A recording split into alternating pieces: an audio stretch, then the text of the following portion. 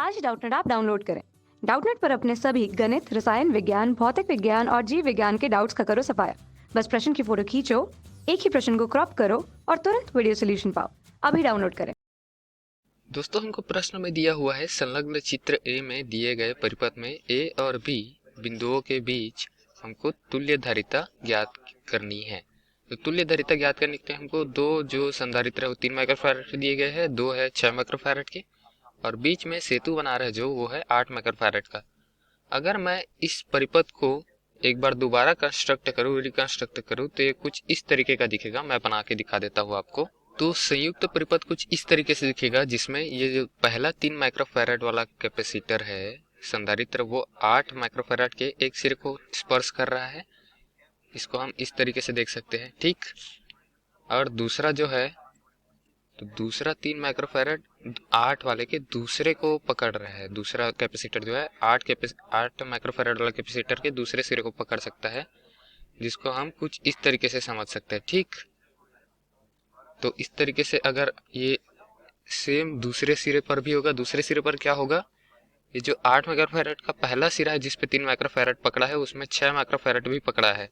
तो उसी सिरे में एम में, मतलब ये बिंदु एम है, तो यहाँ से 6 भी पकड़ा है, और ये एन है, एन से भी एक 6 पकड़ा हुआ है, तो एन से भी एक 6 पकड़ा हुआ है, बी तक गया है, बी तक गया है, और इसमें एम भी बी तक गया है, ठीक।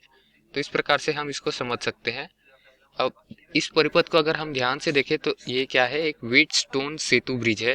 व्हीटस्टोन सेतु, व्हीटस्टोन ब्रिज है, जिसमें ये 8 माइक्रोफैराड वाला जो है कैपेसिटर, वो इफेक्टिव नहीं रहेगा, वो प्रभावहीन हो जाएगा। प्रभावहीन होने से क्या होगा, उस पर कोई भी, मतलब वो धारिता का काम नहीं करेगा। धारा उसमें कोई भी जाकर, कोई भी धारा को कोई भी आवेश वो धारित नहीं करेगा। तो इसके लिए हम तुल्य परिपथ बनाएंगे, तो तुल्य परिपथ कुछ इस तरीके का दिखेगा।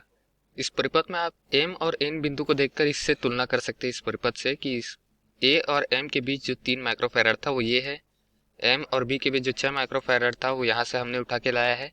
m और n के बीच जो 8 माइक्रोफैराड का संधारित्र था वो उसको हमने हटा दिया गया है, हमारे द्वारा हटा दिया गया है, क्योंकि वो क्या था, व्हीटस्टोन सेतु ब्रिज के लिए था, और वो अप्रभावहीन था, वो प्रभावहीन था, अप्रभावशाली था।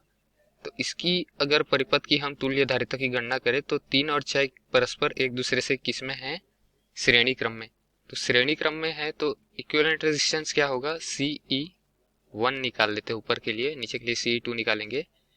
क्या होगा, 3 गुना 6 बटे 3 धन 6 बराबर 18/9। तो इक्विवेलेंट कैपेसिटेंस क्या आएगा, तुल्य धारिता 2 माइक्रोफैराड। नीचे के लिए भी 3 और 6 है, डेटा सेम है, तो वैल्यू आएगी वो भी सेम रहेगी। तो CE2 मतलब तुल्य धारिता जो दूसरे के लिए रहेगा, नीचे के लिए, वो रहेगा 2 माइक्रोफैराड। तो इसको हम कुछ इस तरीके से बना सकते हैं, ये ऊपर का 2 माइक्रोफैराड और ये नीचे के 2 माइक्रोफैराड, ये दोनों जुड़े हैं समांतर क्रम में।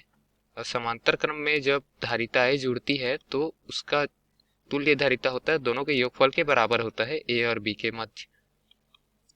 तो फिर कुल धारिता आएगा, मतलब कुल तुल्य धारिता CE टोटल का मान क्या आएगा, 2 धन 2, तुल्य धारिता आएगी 4 माइक्रोफैराड बराबर 4 माइक्रोफैराड। ठीक है दोस्तों, ये आपका आंसर है। कक्षा 6वीं से 12वीं से लेकर नीट, IIT, JEE वो एडवांस के लेवल तक 1 करोड़ से ज्यादा छात्रों का भरोसा। आज ही डाउनलोड करें डाउटनेट ऐप या व्हाट्सएप करें अपने सारे डाउट्स 8400 400 400 पर।